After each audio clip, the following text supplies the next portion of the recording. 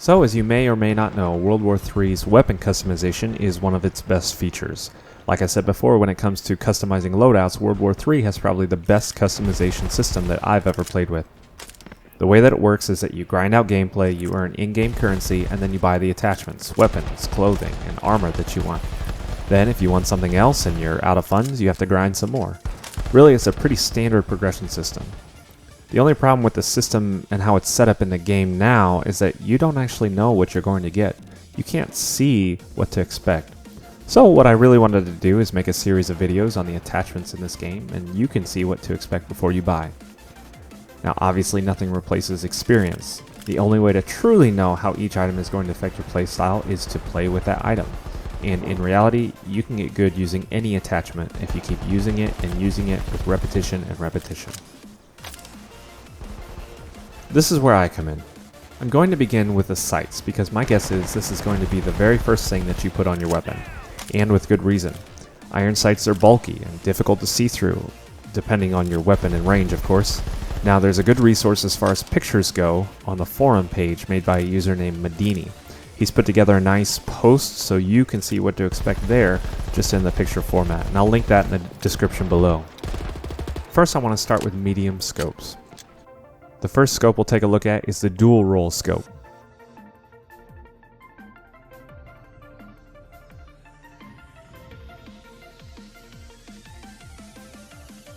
And this is what it looks like to aim and shoot through the scope.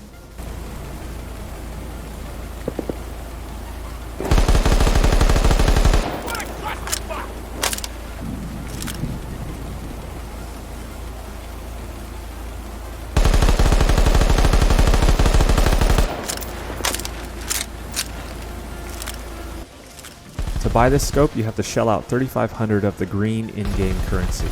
While scopes don't weigh that much overall, the dual roll scope weight is 0.43. Whether that's kilograms or pounds, I really don't know. So we'll just say 0.43 in-game weight. This makes it the second heaviest scope after the Thor scope. The weight only currently affects your soldier's carry weight at the bottom of the screen, which also affects your character's overall speed. The magnification of the scope is 5x, and the field of view, which is how much area your character is able to see on the screen, is 25. This makes it the second lowest field of view sight, other than the Thor sight again. Which, this makes sense because as your magnification increases, your field of view decreases. The Thor is a 6x, and this dual roll is a 5x. The equipment speed of this scope is currently the same as all the other sights that you can put on your gun, including the iron sights, which is 1.0. This is something I expect to be changed in the future, as all sights are not going to be the same speed of target acquisition in reality. As far as my impressions of this scope, it's a pretty standard scope, there's nothing special about it. While the zoom isn't quite far enough to be considered long range, it still has a decent range to it. Next, moving on to the M145 scope. Here's what it looks like, and here's how it looks aiming down the sights and firing.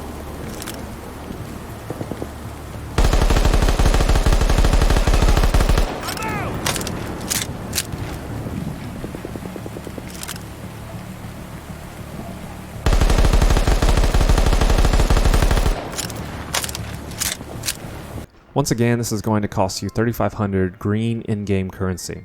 Now, I don't know much about the military, honestly, but I tend to see this scope on light machine guns in real life. This scope weighs 0.4, just less than the dual roll scope. The scope has 4x magnification, which provides a field of view of about 30. The equipment speed obviously remains 1.0. There's really nothing special to this scope either. With the field of view, you can see a little bit more, and the recoil may be a bit more easy for you to manage. However, it's really just another scope, I think. Now we have the ARX X3 scope. Here's how that looks.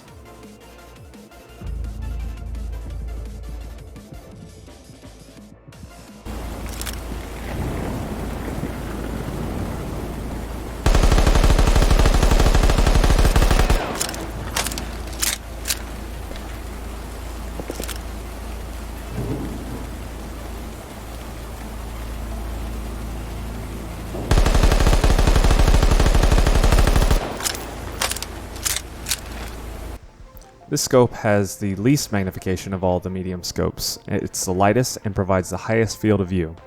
The scope weighs 0.37 in-game weight, and like the name suggests, it has 3x magnification, leaving you with a field of view of 35.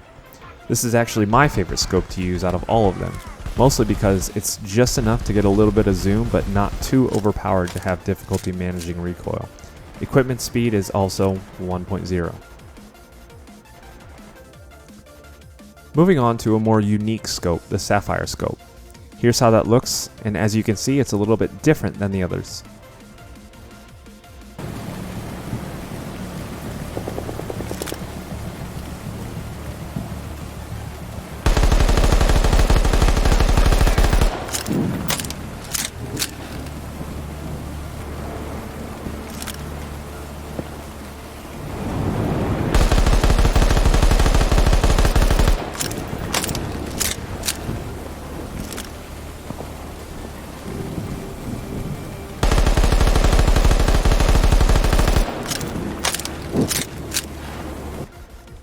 As you can see, the unique part of this scope is that it has a laser. Now, while that's personally not my kind of thing, it may be for you. Whatever floats your boat.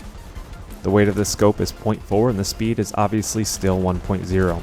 To purchase this scope, it's going to cost you 3,700 in-game currency, making it the most expensive medium scope that you can buy. It also has a 4x zoom, which brings the field of view to 30. On to the last two, which are actually very similar. They're the Thor SM and Thor MM. The MM actually has slightly more zoom and decreased field of view. Here are both of them. First the Thor SM and then the Thor MM.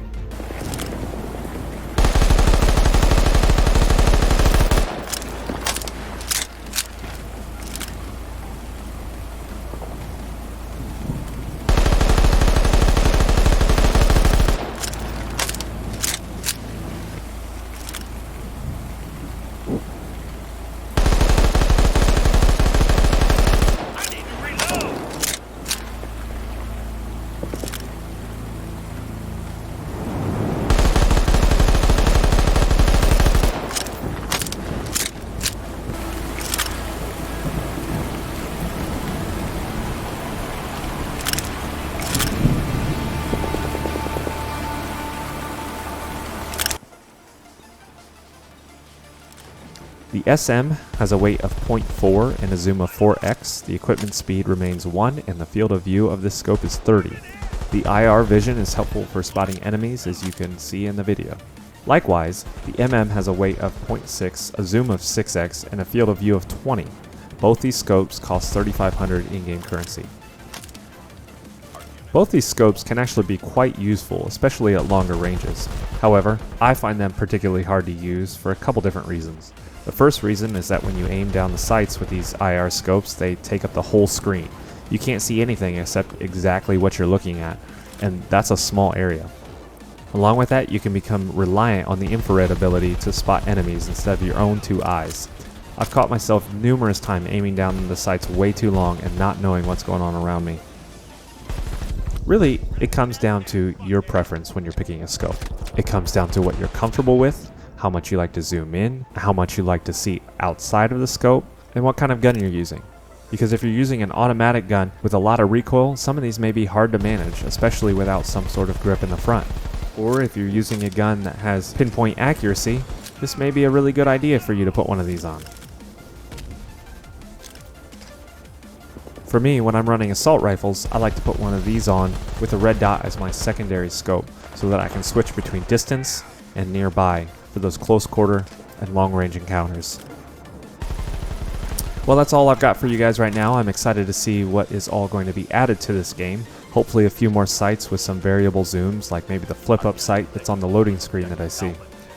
What sight would you guys like to see in the game? Which is your favorite to use and why? Let me know in the comments down below. That pretty much wraps up this video. Thanks for checking it out. If you like the video and are interested in following more World War III and other first-person shooter content, news, updates, and discussion, feel free to leave a like and subscribe. Until next time, take care.